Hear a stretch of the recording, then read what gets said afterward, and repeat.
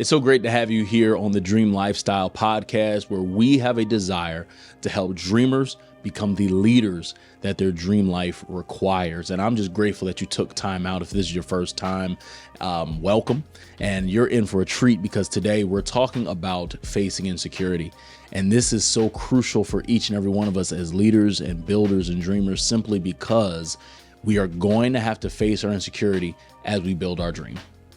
When God has called you into more, when God has called you to build whatever it is that he's called you to build, it is going to reveal some insecurities on the inside of you. And even more than that, it's going to reveal some insecurities that you might not have even known existed.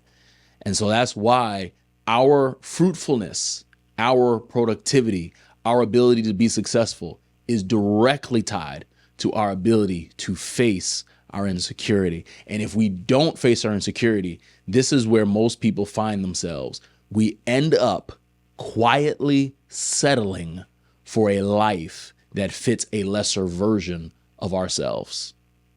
Because we don't have the courage, because we are not facing our insecurity, we end up living lesser than what's possible. We end up living below and beneath our potential, all because we don't face our insecurity. And that's where we can end up living a life questioning ourselves, questioning our dream, questioning our call, questioning God, and just wondering what in the world's going on, where we have life going on around us, simply wondering, man, shouldn't life be better than this?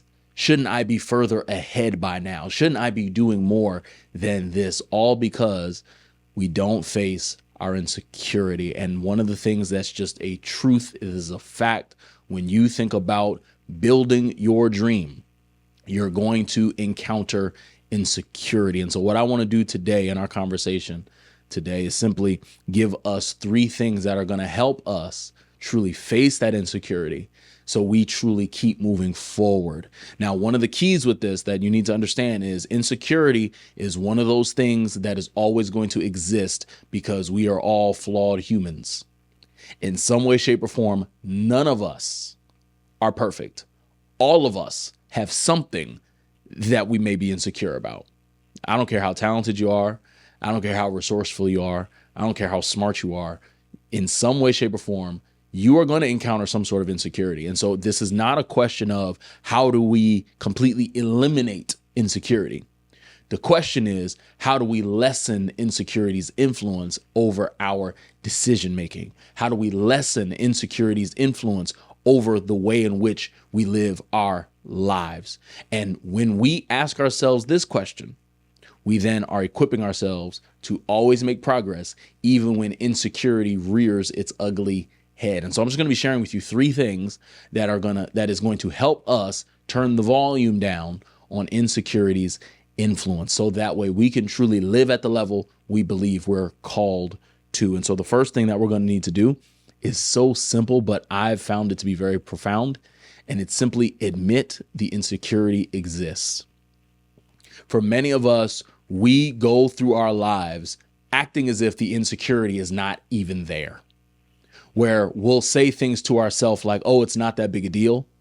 Or we'll say something like, it doesn't really bother me that much, whatever it is. And the reality is, it bothers you. You think about it often. You harp on it often. You say no to things that you should say yes to because you think about it so much. And if we're going to face insecurity well, if we're going to turn down the volume on insecurity's influence, we have to first admit that we have it. You have to be real with yourself to say, hey, that is an insecurity. Be real with yourself to look yourself in the mirror and say, hey, I'm insecure about the way I talk. I'm insecure about the way I look. I'm insecure about the way I respond to this. I'm insecure about fill in the blank. You have to be able to admit that you're insecure, so that way you can ultimately overcome it. Because the problem you don't admit is there is the problem that you can't solve. But the problem you identify is the problem you can solve. And if we're going to overcome insecurity, if we're going to stop insecurity from slowing us down so we can build our dream life, we need to actually be real enough and admit that we're insecure about it. We need to be real enough and actually say to ourselves, hey, I'm insecure about this thing. And that's just a big step in the right direction, because again, if we want to change it, we've got to confront it. And when we do this, when we admit that the insecurity exists, we're taking the power away from the insecurity. When we admit that the insecurity exists, we are now more aware of situations we need to put ourselves in, situations that we don't need to put ourselves in, places that we need to go, places we don't need to go, things we need to get, things we don't need to get. I become more aware when I simply admit, hey, I'm insecure about this. And it's when I become more aware, no longer does insecurity have influence over me and my decision making. And so the first thing that we need to do, if we are going to turn down insecurity's influence, is we're going to admit that the insecurity is there. And this is not a conversation that you necessarily need to have with friends or anything like that. But this is a conversation you've got to have in your secret place. This is a conversation you've got to have with you and God. I think one of the most powerful things, just to nail down this point, like at least Moses had the awareness of himself to even say to God, hey, I don't talk well. Like, he admitted his insecurity to God. He didn't act like he didn't have the insecurity and just said, all right, God, I'm going to go forth. And I believe that for us, the same is true. When God has assigned us to go do something, do we have the awareness to just say, hey, God, okay, you sent me to do that, but I'm insecure about my administrative skills. Hey, God, I know you sent me to go build this platform, but I'm insecure about the way I look. What are we going to do with that? Like, when we admit that the insecurity is there, God can then reassure us. God can then encourage us. Hey, I've still called you despite the insecurity that you know is there. Because when we can admit our insecurity, we're actually equipping ourselves to give God glory. When we admit our insecurity, we can actually allow God to work through us. So that way, when it does work, when our faith works, the only person who gets credit is God, because we had the courage and the awareness to admit that the insecurity is there. So, number one, I'm going to admit the insecurity exists. Number two is I'm going to address the insecurity. Now, this one sounds simple, but again, is very practical. When I'm aware that an insecurity exists, I then need to put myself in situations where I can address it. I need to put myself in situations where I can work on it, where I recognize, hey, this insecurity doesn't have much bite to it. So I can give you a real example. For me, I used to be very insecure about confrontation.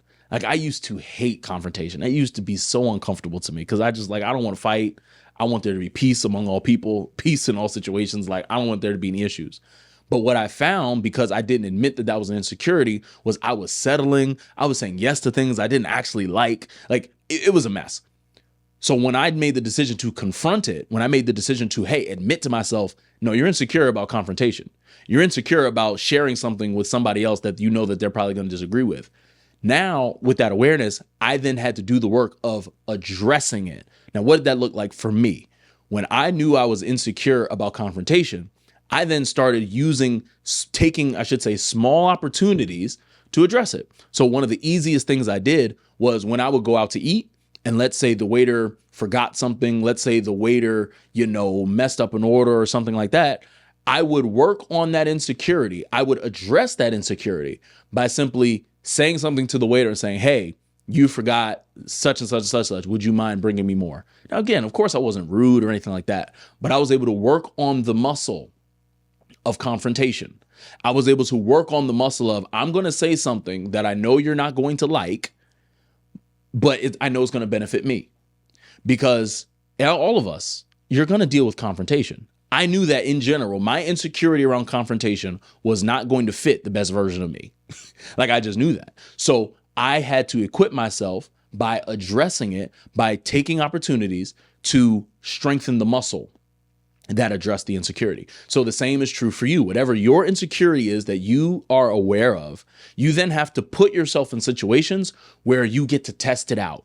Put yourself in situations where you get to build that muscle, so that way that insecurity, you realize, doesn't have as much bite to it as it seems. Because when our insecurities come up, it feels paralyzing. When our insecurities come up, it feels like ground zero, the sky is falling. But when we actually address it, we put ourselves in situations that may be uncomfortable. We put ourselves in situations that may be new. We may start taking classes, whatever the case is. Hey, we're addressing it so that way it no longer has as much power over us.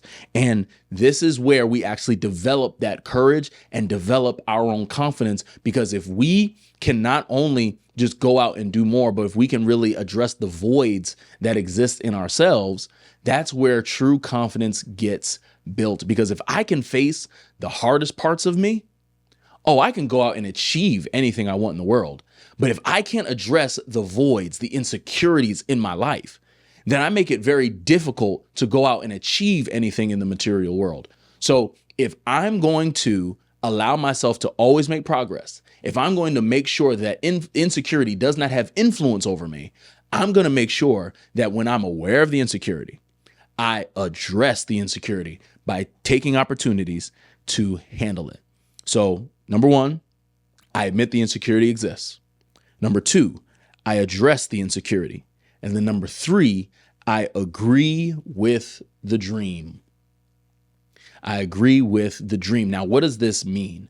When I say agree with the dream, I mean that you almost take the insecurity to court. You take the insecurity to court and you simply figure out, what evidence do I have that even supports this insecurity? And then you call your dream up to the stand and you ask to yourself, what evidence do I have that supports this dream? And I can tell you 11 times out of 10, every single time, you are going to find more evidence that supports your dream than evidence that supports the insecurity. And get this, when you agree with your dream, you are actually agreeing with the best version of yourself. When I align myself with the goals that I have in my heart, when I align myself with the desires that I have for my life, when I align myself with that, I recognize, hey, I'm stepping into who I'm called to be.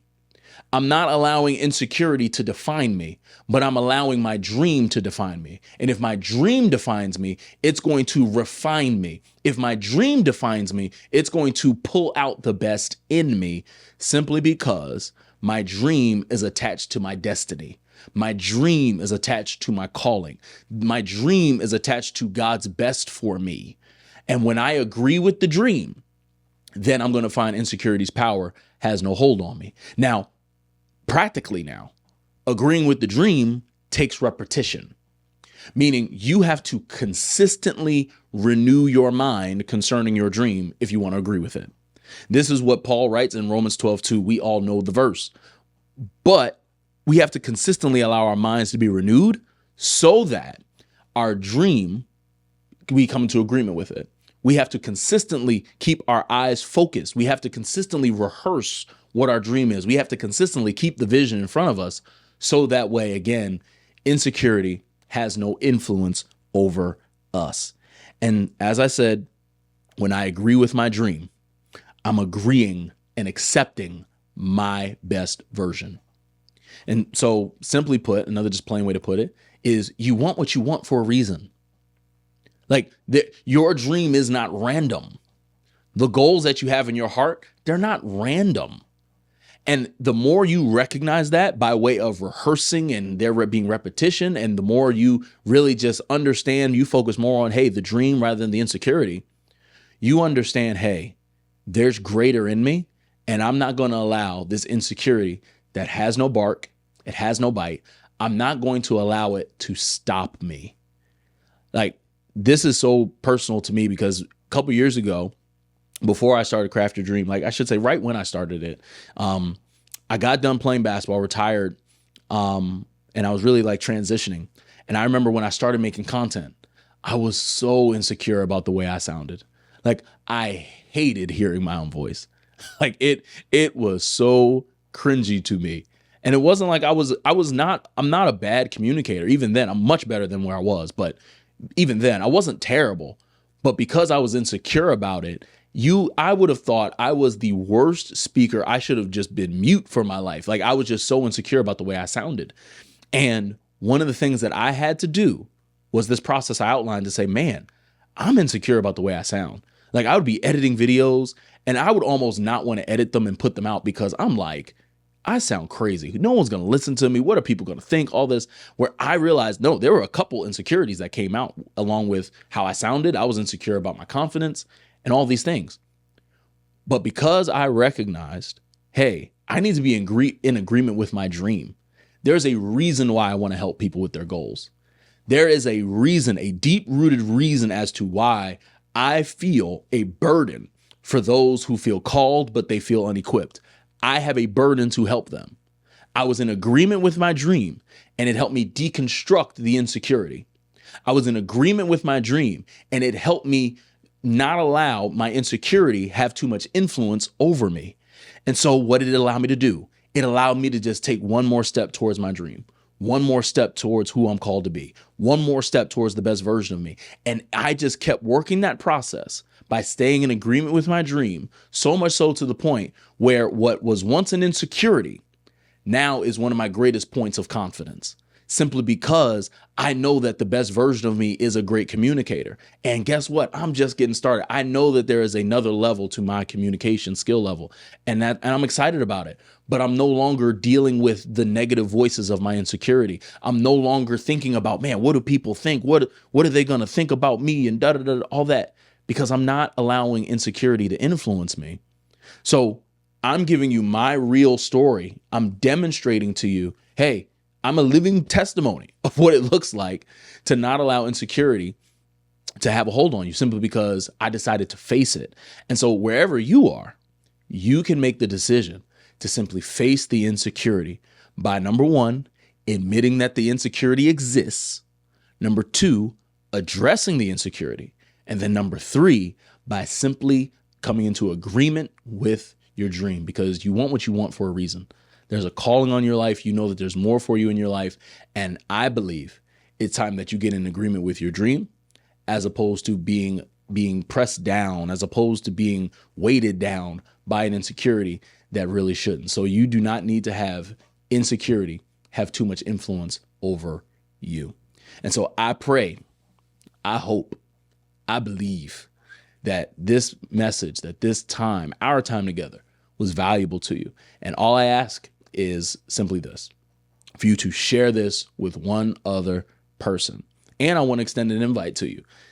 We have a program coming up. It's called the Builder Circle. It's a 12-week program. It's our signature coaching program for dreamers just like you, who want to see personal growth, professional progress, and get real results, where you get to build what you're called to build in real time with other builders just like yourself. And so I want to invite you to that. If you're interested, the ways to join that or to get more information on that are on the screen right now. But always remember, your dream is possible as long as you are willing to grow for it. I'll see you on the next episode. Take care.